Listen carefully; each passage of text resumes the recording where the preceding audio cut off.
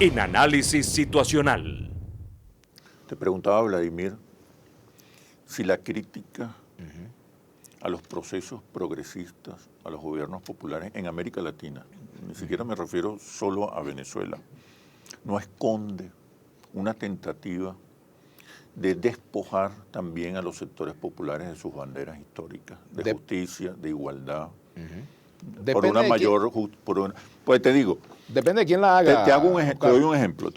Hay una crítica a las desviaciones de la revolución, las corruptelas, la ineficiencia, la ausencia de un plan, de una agenda económica verdadera.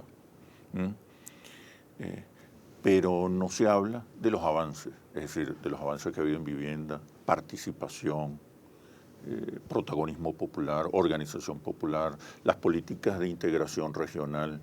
Es decir, detrás de la crítica a las desviaciones, a los errores, no hay una tentativa para despojar a los sectores populares de la esperanza. Mira, depende de quién haga la crítica. Puede haber sectores que estén en esa política, allá ellos en esa política. Pero yo, por ejemplo, que fui parte del gobierno, que soy firmante de la Constitución, que luché para que ese proyecto de Constitución esté vigente, pues tengo otras razones y otros motivos.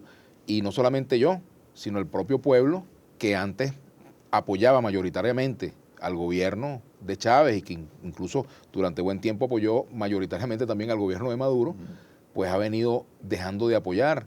¿Por qué? Porque no se parece lo que está plasmado en ese proyecto de país a lo que está pasando en la realidad. Y esa es la grave contradicción que tenemos en esta sociedad, que hay un divorcio entre el proyecto constitucional que se aprobó, que nosotros sometimos a un largo y amplísimo debate en Venezuela, y que luego, bueno, lamentablemente, pues unos quisieron salir de ese proyecto por la vía del golpe de Estado y otros luego por la vía de la reforma y después de la distorsión en la práctica de la Constitución. Entonces, la Constitución ha sido la gran víctima. Yo me declaro, como lo digo siempre, no solamente firmante de la Constitución, sino doliente de ese proyecto de país que está por hacerse. Ahora, por supuesto, ha habido muchas cosas buenas, pero también ocurre a veces como con el marido que de lunes a viernes se porta muy bien, llega el viernes, bebe y entonces le pega a la mujer. Entonces, ¿de qué le sirve haberse portado bien de lunes a jueves si el viernes le está pegando a la mujer? ¿A qué me refiero? Que de qué sirve que se promuevan formas de participación, por ejemplo, si al final esas formas de participación se anulan con la burocracia, con la corrupción, con el maltrato a la gente, por ejemplo, con una política económica equivocada. Es decir, la vivienda, la construcción de viviendas de los sectores populares. Está muy bien, me parece muy bien, y estoy de acuerdo con las misiones sociales. Más justa estoy de acuerdo, pero riqueza, fíjate, por ejemplo, los planes o procesos de integración regional. Yo soy partidario de la UNASUR, por ejemplo, estoy de acuerdo con esa visión, estoy de acuerdo con el mundo. Pero me refiero, esa crítica a las desviaciones no ocasiona también que se anulen los logros y que los sectores populares se vean en un momento dado sin esperanza, pero fíjate sin una cosa, utopía. Oscar, es que no es la crítica el que anula la importancia de todas esas cosas, es la realidad. O sea, porque cuando la gente no encuentra qué comer o qué llevar a su casa, no encuentra la medicina, pues entonces no va a decir, oye, qué bueno el proceso de integración de UNASUR.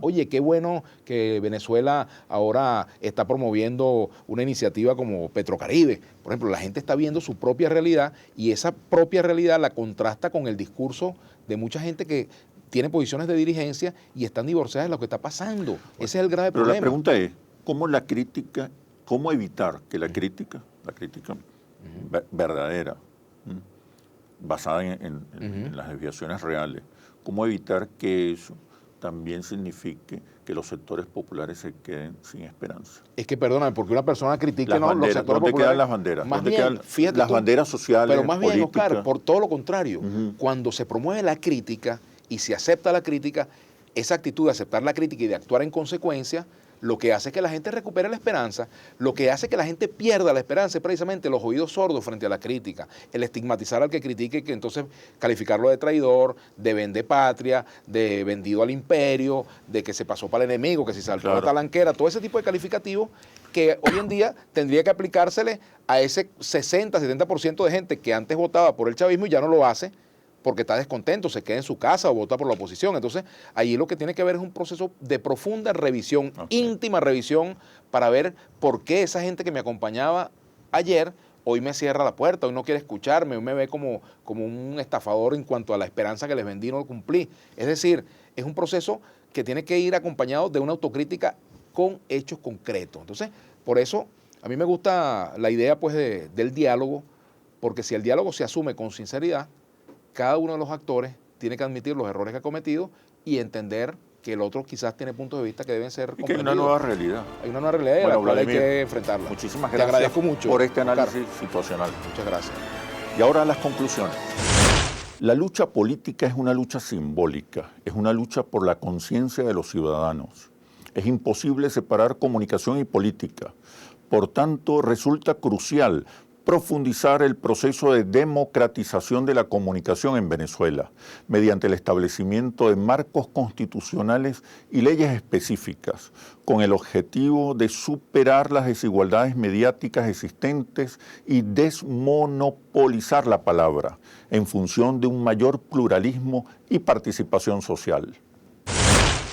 Así culmina este análisis situacional. Los invito a seguirnos por nuestras redes sociales @interlaces y @asituacional o visite nuestro portal interlaces.com. Soy Oscar Chemmel y los espero en un próximo análisis situacional. Hasta pronto. ¿Qué sucede en el país?